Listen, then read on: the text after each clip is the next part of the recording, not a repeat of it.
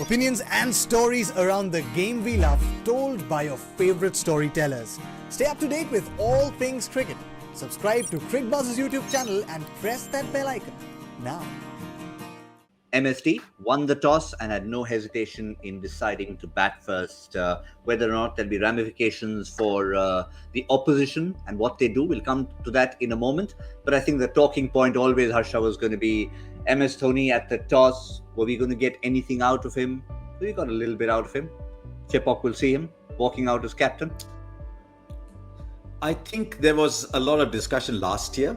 I'm not sure there was as much this year, because I think it was pretty clear he was going to play on one more year. I'm actually going to throw this out there. I think MS Dhoni circa 22 has been a better player than MS Dhoni circa 20 and 21. And 20 was so soon after the IPL after the World Cup of 2019, where he's a proper India middle order batsman. So you would have thought 20 would be his best year. But actually in 22, coming in and playing, trying to finish as hard as he can, and almost taking himself out of the responsibility of batsmanship has actually worked, I think. And he might come back to being a 10, 12, 15 ball batsman again in his next avatar. So it didn't surprise me. It didn't surprise me that he's going to come back next year, except that the next IPL is not 6 months away. It's 10 months away. So he's got to stay fit. So far he's fit. So far he's still running hard between wickets. The keeping, we're still noticing if something goes wrong. That means he's keeping well. So it's largely okay. I think he's been better this year.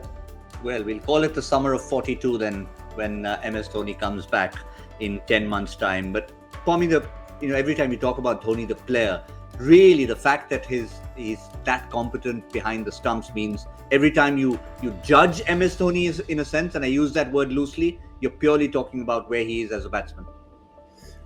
Yeah, so I don't know that that's correct, actually. And the reason I say that is because when we talk about MS Dhoni, I think the first part is that he's this cool and calm and experienced head. That's the first part. He's this figurehead for CSK that almost everything else is kind of taken for granted. There is something about his being the leader that says everything's okay, even when it's not. So here they are, having had what is a horrid season. For their standards, they don't miss out on playoffs. They generally don't. Here they are. I think they're going to miss out, for a second time in all the tournaments that they've participated in. And yet, when that shift happened, which wasn't great, you don't want that to happen to a side, and it comes back to the helm, without hearing it, you sort of just about feel it all around you, that there's this calmness to the sea of yellow, right? And not necessarily to the players. I'm talking about the fans, the people who are watching him and who want to watch him. There's suddenly this, all is okay in, the Chennai camp because he's back, because he's leading them.